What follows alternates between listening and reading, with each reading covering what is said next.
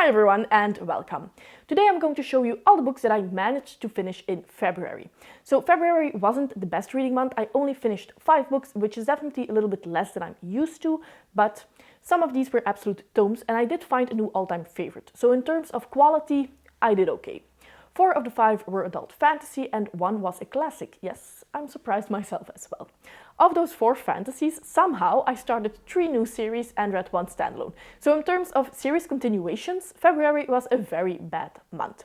So I will now just show you all of the books, starting from the one that I first finished to the ones that I finished last in the month. And the first book that I finished is already that new all-time favorite, and that is Picture of Dorian by Jacqueline Carey. This is the first book in the Phaedra trilogy, and I was not expecting to love it as much as I did. This has a couple of techniques and tropes that I just really love. First of all, this is a first-person POV. You have adult Phaedra telling you her life story, so this is also a coming-of-age story. It reminded me of the Farseer trilogy and of the Kingkiller Chronicles in that aspect, and those are 2 of my favorite series.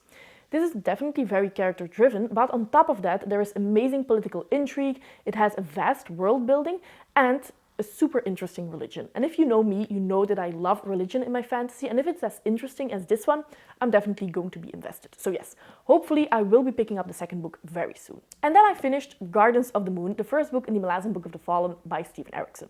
So this was actually part of a read-along. I am going to read the entire Malazan series, hopefully in the next 2 years.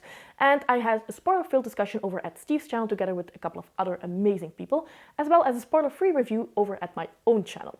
So I'm not going to say that this is a 5-star read because this had a lot of build-up for the rest of the series. I do hope that this is going to be an all-time favorite series at the end, but it's too soon to tell. I can definitely say that I am intrigued after this first book, that I greatly enjoyed the characters, and that it wasn't as difficult as I thought it was going to be. Yes, it's dense and there are some things going on, but if this is not your first fantasy book that you're picking up and you do pay attention, I do think that you can follow what's going on and it has a very clear plot. The characters is definitely what pulled me in, and even though this is military fantasy, it is the kind of military fantasy that I enjoy, where you really look at the individuals and you don't really have like that big scope, telescope, where you just watch the 2 sides fighting, but you don't really have a feeling of the individual soldier. Here you do have that, and these characters are just so interesting that I want to know what happens next. Unfortunately, I have heard that the second book, That House Gates, doesn't focus on these characters, but on a different set of characters, so maybe that's why people say that this series is very difficult, because if the set of characters keeps expanding, yes, it will be difficult to keep track, but I am really interested to see where the series goes next. And then I finished my only audiobook of the month, which definitely feels strange because normally I at least finish a couple, so only 1, that's weird. However, that was Heart's Blood by Juliet Marilliers. This is an adult fantasy standalone and it's a Beauty and the Beast retelling. Now, I really liked that aspect. I liked the retelling aspect, I liked what happened to the Haunted Kingdom or the Haunted Castle and what happened to their inhabitants. I also really enjoyed our main character because there's more going on than just the Beauty and the Beast aspect. Our main character has some personal issues as well, and I liked how this was portrayed and how this was handled throughout the book. The found family trope here is probably one of my favorites that I've read in a long time.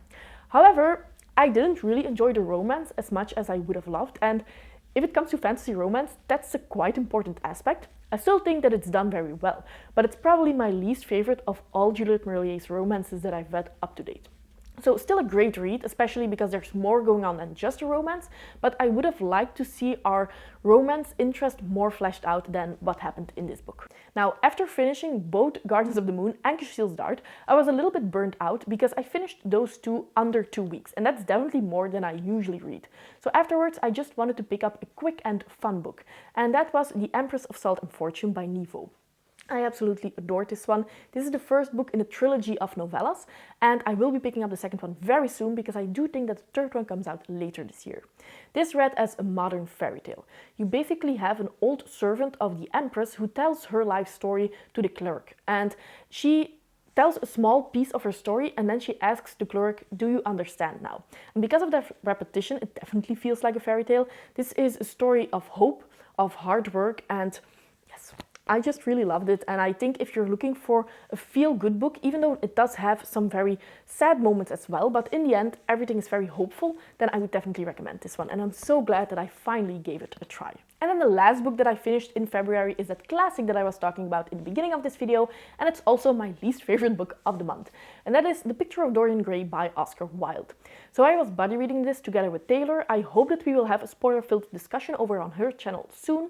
And I do hope that Taylor and the other people that we were buddy reading it with loved it a little bit more than me, but for me it really fell flat. I was expecting more, probably because I know that this is a classic, but it's only 170 pages. I didn't really like how the themes were explored. I also didn't really find the themes that interesting to begin with, so maybe that's part of the problem. But also the big clue or the big end of this book left me wanting more.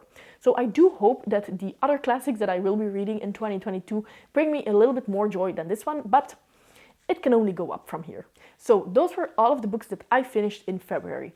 Please let me know in the comments down below what your favorite book of the month was, and if you had a book that just didn't work for you at all, then let me know as well so we can be disappointed together. As always, I hope that you enjoyed the video and see you next time. Bye!